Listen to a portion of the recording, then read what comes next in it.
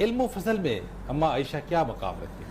بسم اللہ الرحمن الرحیم. میں آپ کے جواب کی طرف آتا ہوں. پہلی جو شاہ صاحب نے بات کی ہے اس میں کچھ اضافہ یہ کرنا چاہتا ہوں کہ سیدہ عائشہ نجیب الطرفین ہے جو انہوں نے بات کی ہے نا کہ باپ بھی صحابی اور دادا بھی. یہ بات یاد رکھنی چاہیے تمام سامعین کو بھی.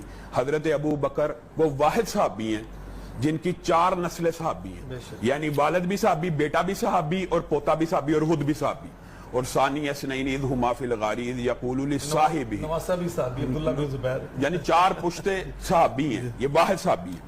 اور اللہ تعالیٰ ان کو صحابیت کا لقب, ایک تو یہ ہے جن کو حمد, ان کو اللہ کہہ رہا ہے ثانی اسنین اذ ہما فی الغار اذ یقول لصاحبہ, صحابی کا لقب ان کو, ان کے والد کو اللہ رب العزت نے دیا. اور دوسری طرف ان کی جو والدہ ام رمان ہیں, ان کے بارے میں نبی کریم صلی اللہ علیہ وسلم کی حدیث پتہ کیا ہے کہ جس نے جنت کی کوئی حور دیکھنی ہو عائشہ کی ماں کو دیکھ لی, جس کی ماں کی یہ فضیلت ہے. پھر انہوں نے جو وہ سبز ریشمی ٹکڑے کی تصویر کی بات بیان کی ہے نا, اس کے اندر حضرت عائشہ نے یہاں پہ تو یہ کہا تھا کہ جو آپ دیکھتے ہیں میں نہیں دیکھتی, تو لیکن داہیہ قلبی کو ایک مرتبہ رسول اللہ صلی اللہ علیہ وسلم کے ساتھ کھڑا ہوا حضرت عائشہ نے دیکھا, کہا آپ داہیہ قلبی سے باتیں کر رہے تھے, وہ اوپر تھے آپ نیچے تھے, آپ نے گھوڑے کے اوپر اس طرح بلا تکلف کھڑے تھے.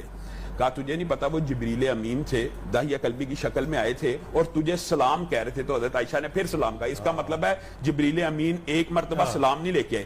امی عائشہ نے خود اپنے چند فضائل بیان کیے خود کہ مجھے جو 9 فضیلتیں دیگر دنیا کی عورتوں پہ حاصل ہیں, فخر سے نہیں بتا رہی لیکن یہ قدرتی بات ہے حاصل ہے. ایک تو میں رسول اللہ صلی اللہ علیہ وسلم کی بیوی ہوں, دوسری بات یہ ہے کہ میں واحد بیوی ہوں کہ جس کے حجرے کے اندر رسول اللہ محو استراحت ہوتے, میرے پاس لیٹے ہوتے تو وہی نازل ہو جاتی, اور کسی ام المومنین کے پاس اس طرح وہی نہیں ہے.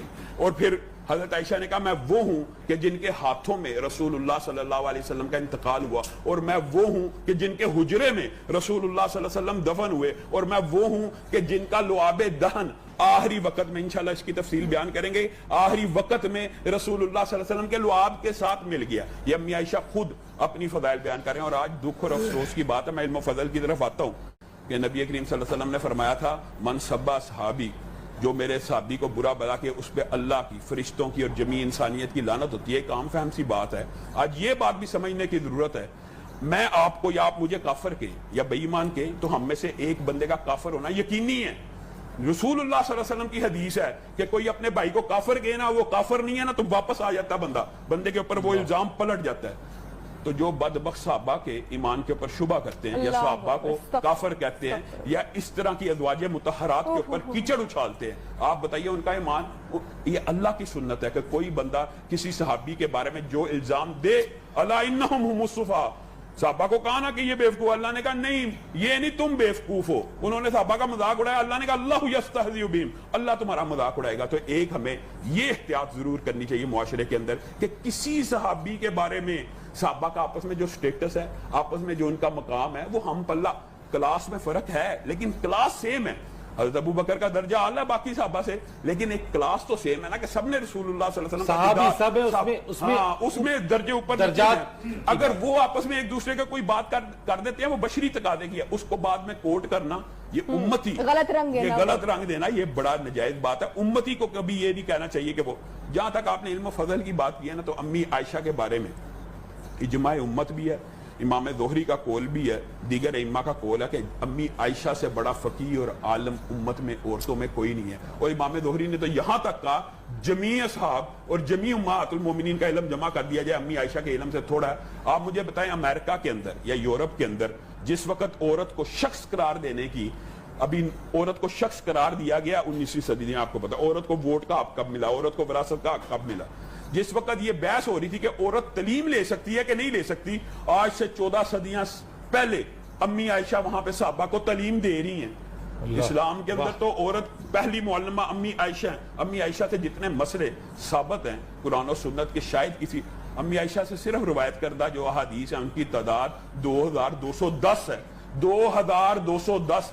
اور اگر آپ مقررات بخاری شریف کی نکال لیں, یعنی جو بار بار حدیثیں ریپیٹ ہوتی ہیں, تو آپ بتائیں بخاری شریف میں کتنی حدیثیں ہیں, یعنی اکیلی امی عائشہ کی روایات 2210 سے زیادہ ہیں. کتنا بڑا علم کا ایک سمندر ہے امی عائشہ. اور امی عائشہ کی ذات کے اندر نا ایک چیز بہت ہے جس کی طرف انہوں نے ہلکا تھا حوالہ بھی کیا کہ عروہ جو ان کے نواسے کا, عروہ بھی ہیں, جو عبداللہ ابن زبیر بھی ہیں, وہ خود بیان کرتے ہیں. عروہ کہتے ہیں ایک دن میں نے دیکھا امی عائشہ کے ہاتھ میں 70,000 کا ایک رومال آیا, 70,000 اس میں درہم موجود ہے اور ایک رومال میں ہے. انہوں نے ایک ہی وقت میں 70,000 درہم انفاق کیا اور رومال جا کے کھڑی ہو گئی. پھر عبداللہ ابن زبیر نے 1,00,000 درہم بھیجا, تو 1,00,000 درہم ایک ہی لمحے میں خرچ کر کے, یعنی ایک ہی وقت میں ایک ہی نشست میں ختم کیا. تو عبداللہ ابن زبیر کے منہ سے یہ الفاظ نکل گئے کہ امی عائشہ کے ہاتھ کو ذرا روکنا پڑے گا.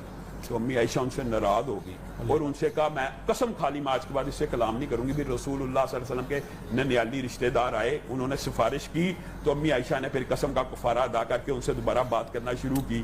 ایک مرتبہ حالت روزے میں ہے, امیر معاویہ نے 1,00,000 درہم بھیجا, حالت روزہ ہے, تو 1,00,000 درہم پھر انفاق کرنا شروع کر دیا. خادمہ کہتی ہے آپ نے افطاری کے لیے رکھ لینا تھا. تو امی عائشہ کہتی ہے تو انہیں بتا دینا تو میں رکھ لیتی.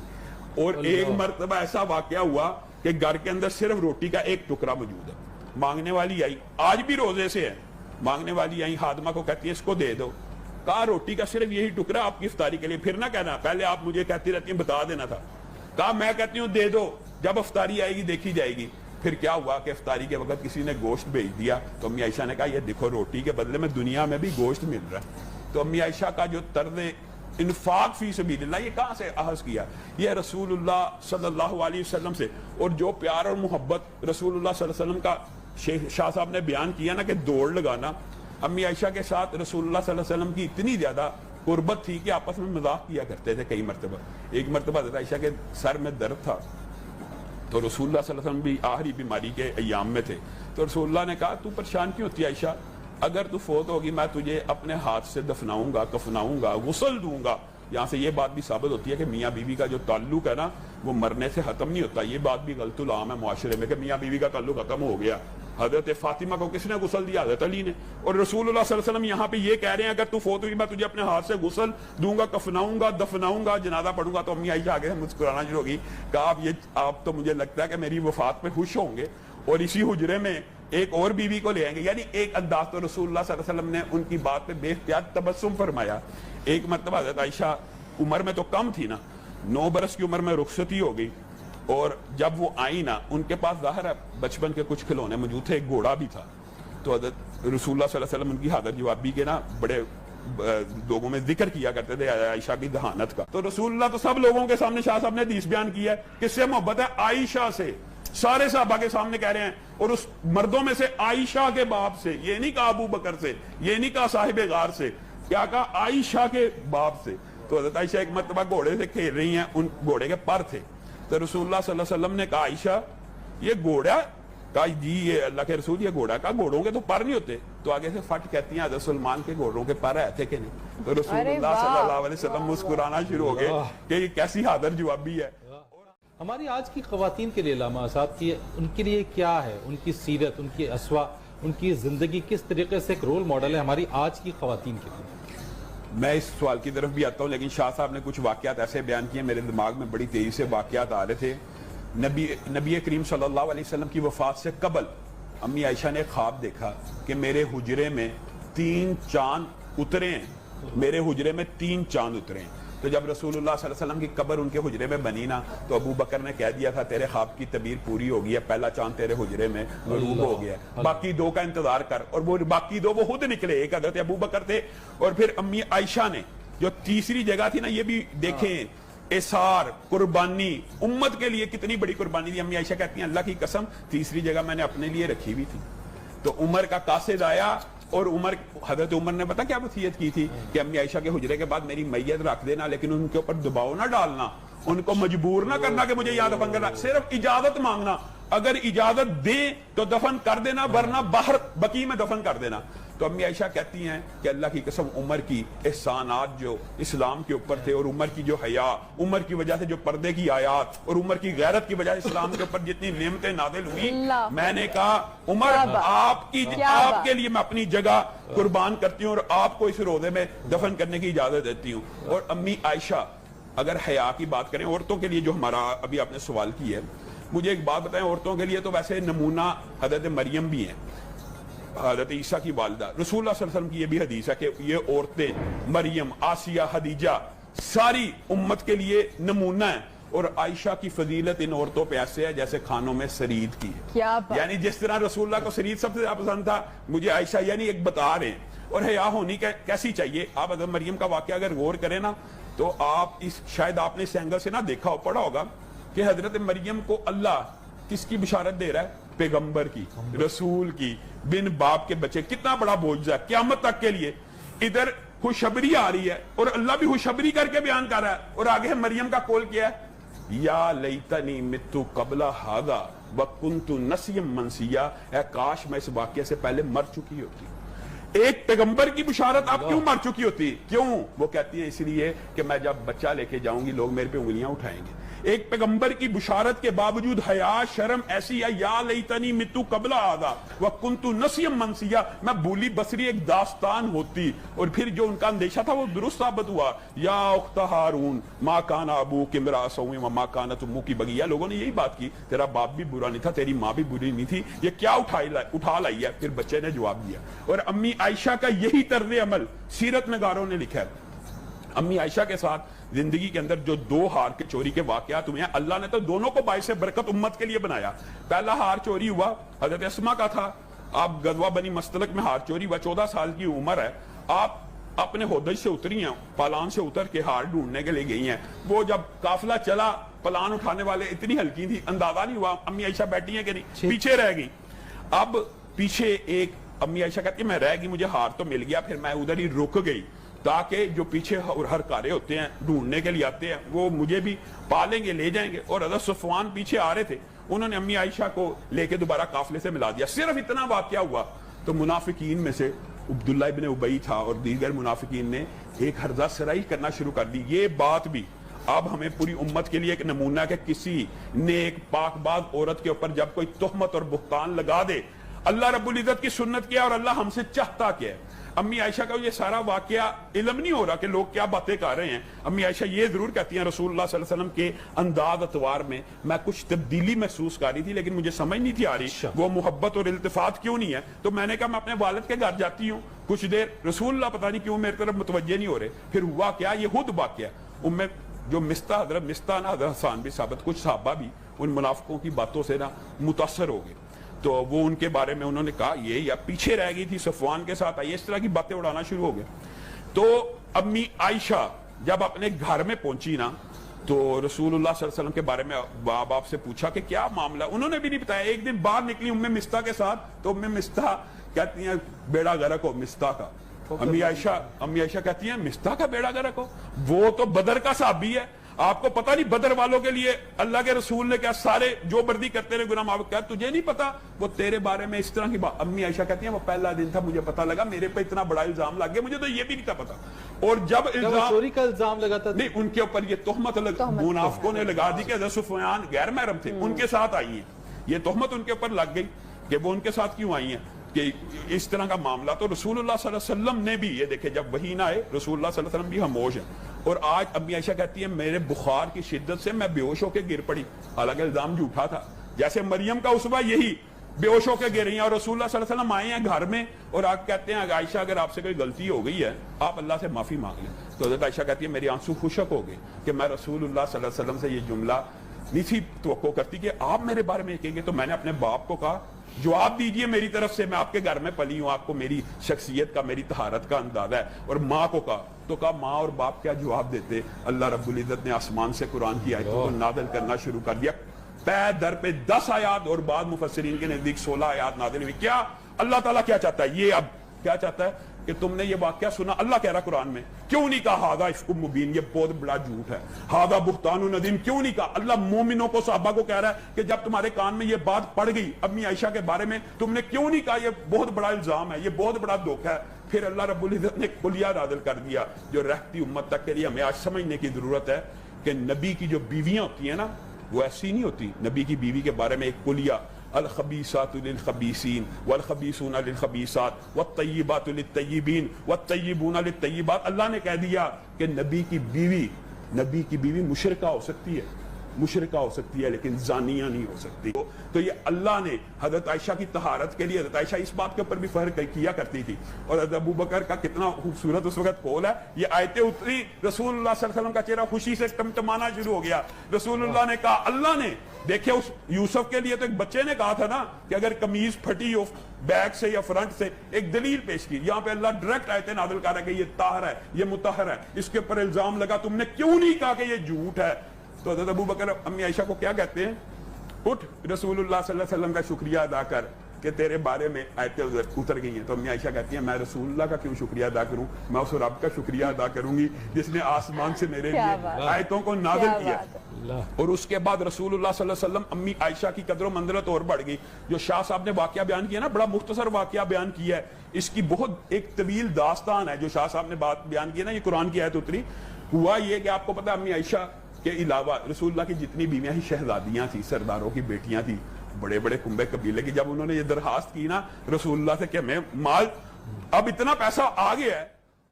نبی کریم صلی اللہ علیہ وسلم کے پاس غلے کے ڈھیر لگے ہوئے تھے اور نبی کریم صلی اللہ علیہ وسلم دیتے جا رہے تھے. امہات المومنین کا ذہن یہ تھا کہ آج تو مدینہ کے ہر گھر میں چولہا جلنا ہے، آج شاید ہمارے گھر میں بھی چولہا جل جائے. تو نبی کریم دیتے گئے، آخر میں ایک ہار بچا اور نبی کریم کا خیال تھا یہ میں گھر میں لے جاؤں گا اور کھانے کا بندوبست ہوگا. لیکن اسی وقت ایک آدمی آیا، اس نے ہار کا تقاضا کیا، نبی کریم نے چادر کو جاڑا، ہار بھی اس کو دے کے گھر میں داخل ہوئے. تو امہات المومنین نے کہا کہ آج تو مدینہ کے ہر گھر میں چولہا جل رہا ہے، آج بھی ہمارے گھر میں فاقہ ہوگا. تو رسول اللہ صلی اللہ علیہ وسلم نے کہا تمہارے بیٹے آئے تھے، بھوکے تھے، میری غیرت نے اس بات کو گوارا نہیں کیا کہ میں محمد صلی اللہ علیہ وسلم کے گھر میں کھانا پکے اور وہ بھوکے سو جائیں. تو یہ شاہ صاحب نے واقعہ بیان کیا تھا نا، رسول اللہ صلی اللہ علیہ وسلم نے اس کے بعد پھر ان کو کہا اگر تمہیں دنیا کا مال و متاع چاہیے تو تم لے لو.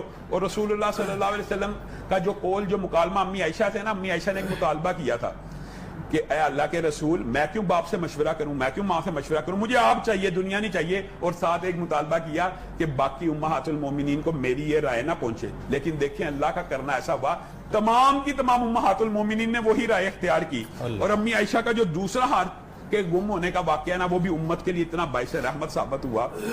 ہار گم ہو گیا، سفر میں تھے، فجر کا ٹائم قریب ہے، صحابہ ڈھونڈ رہے ہیں. اب دیکھیں وہی نہ آئی تو ہار نہ ملا. وہی رسول جو کل کو بتا رہے ہیں یہاں عتبہ شیبہ ولید نے گرنا، اب نہیں وہی آ رہی تو نہیں پتا چل رہا. تو لوگ ڈھونڈ رہے ہیں، ہار ڈھونڈ رہے ہیں. تو ابو بکر کو غصہ آ گیا، کہا فجر کی نماز ہونے والی ہے، پانی ہمارے پاس ہے نہیں، تو احتیاط نہیں کرتی. ان کو ہلکی سی ٹھوکر لگائی حضرت عائشہ کو. تو حضرت عائشہ باپ تھا، کیا کہہ سکتی تھی.